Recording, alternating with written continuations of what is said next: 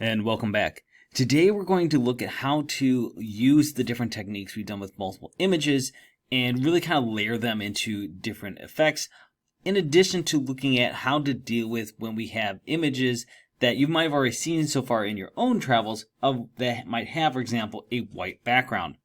So the first thing I'm going to do here is, of course, I started here with a new animation. I put a Monder image in here.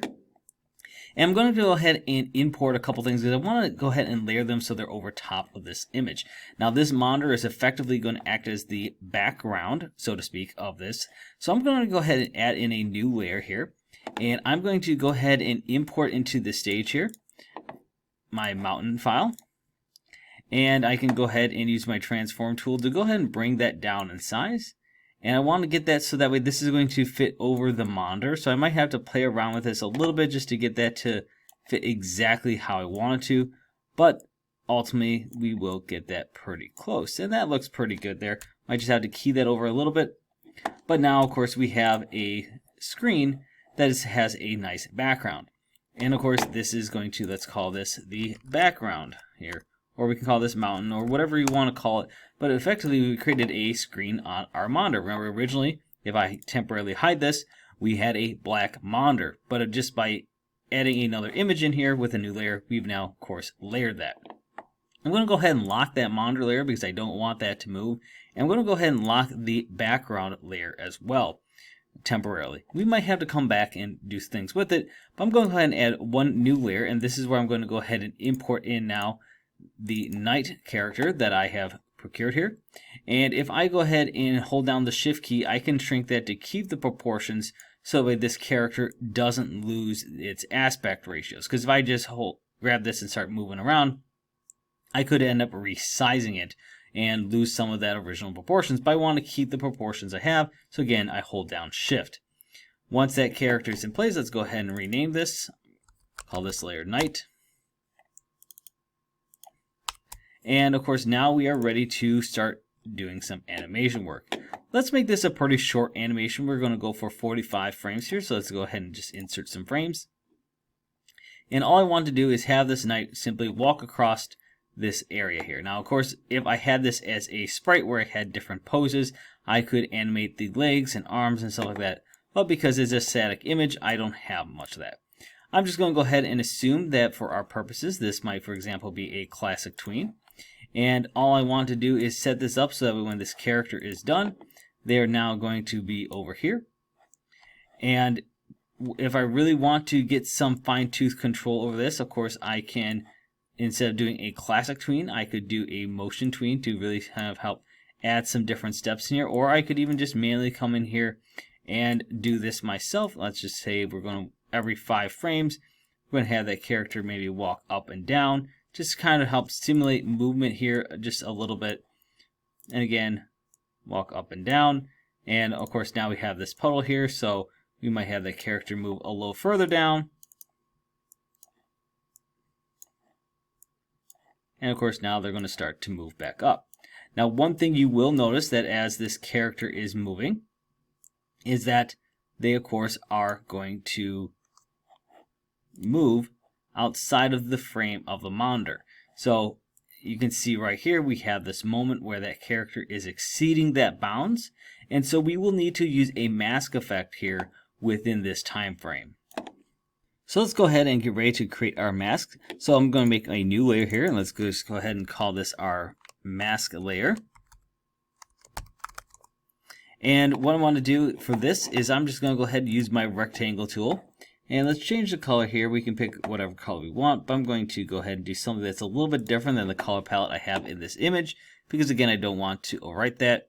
So I'm just going to go ahead and use this to paint over top of that existing area. And once that's in place, let's go ahead and right click and create a mask. And so now when I play this animation, you will see that even though the character is moving down, her feet no longer poke through the bottom of that monitor. Alright, so we have that in there, and of course we can adjust those pieces as we need to. Now, one of the cool things that we can do too with these masks is if I had, let's say, this background was really large and I only wanted maybe to zoom in on maybe just having these hills here. I could, of course, create a mask, and even if the image took up my entire canvas, it could be constrained with that mask to just whatever is shown within that mask. So pretty cool nifty thing here. Now, one thing I do want to show real quick is if I had a character that had a white background that I got imported. So let me just go ahead and create a new layer real quick here. I'm just going to call this delete because I'm going to go ahead and get ready to delete him after this. But let's go ahead and import in that previously made character, which was the plane. And remember, the plane was a JPEG file. And a lot of times when you're working with JPEG files, you will see this happen a lot, where they end up with this kind of white background around them. And a lot of times you might say, I don't want this white background here. I want it to be transparent so I can easily stack it or manipulate with other items. Now, PNGs often will have this problem not existing. Because if, for example, when we looked at the knight, you saw that she did not have any of this white background. That's because PNGs, if you remember, support transparency. They have that alpha layer that allows it to allow those pixels pretty much to not exist within that bitmap. So if I had a JPEG like this, there are pretty much two options that we can do. Well, three if you look at the eraser tool. So we could take the eraser tool, for example. I could say, I'm going to take this layer here, and I want to try to delete out this pixels. Now, that works to an extent, but you can see sometimes those are still there. So really what we need to do is come to this image, right-click, and break it apart. And once it's broken apart, now we can use that eraser tool, and we can start erasing those items out of there. Or the other thing I can do is once it's broken apart, I can even use my lasso tool to come in here and grab a selection of this image and delete it out. Now, the problem with these, of course, is that this is very rough, and it doesn't necessarily always give us the best thing to work with. So I'm just going to go ahead and, for now, let's delete this guy out of here. So let's just say I want to use that image in here. I'm going to make him maybe fly across the top of the screen. Well, what we need to do is actually pop over to an app that we're very familiar with, and that is Photoshop. So here I am in Photoshop, and you can see I've already loaded up the image. And what I'm going to do is I'm actually going to simply use our good old selection tools to grab that white layer of this background here. Now, of course, if I try to do it right now, that's not going to work because the background layer is locked. So let's go ahead and unlock that. And now I can use things like the quick select tool to easily come here and grab these regions, tap the delete key, and we can start removing these white zones really quick and easy. And the nice thing is Photoshop is pretty responsive with a lot of this, so it's very easy to come in here and grab these regions and have it look a lot better than if I was trying to do this manually. Now, what is really important at this point is if it was already a PNG, this is not too much an issue, but if you are in a JPEG, such as this one, we need to make sure that we re-export this as a PNG. Otherwise, all this work for the transparency will not exist. So let's go ahead and go to File, Export, and we're going to do our Export As. And we are going to make sure PNG is checked and transparency is checked. Because if that transparency is not checked, you will notice it will refill in that alpha regions with white, which is not what we want. We want it to be transparent. So let's go ahead and export that. And I'm just going to go stick that in my downloads now. And now we have a plain.png. And now if I come over here to animate, if I go ahead and import to stage now that plain.png file, not the JPEG, you will see that he now, of course, supports the same transparency that the knight does. And I could use things like my transformation tool now. I could shrink him down, for example.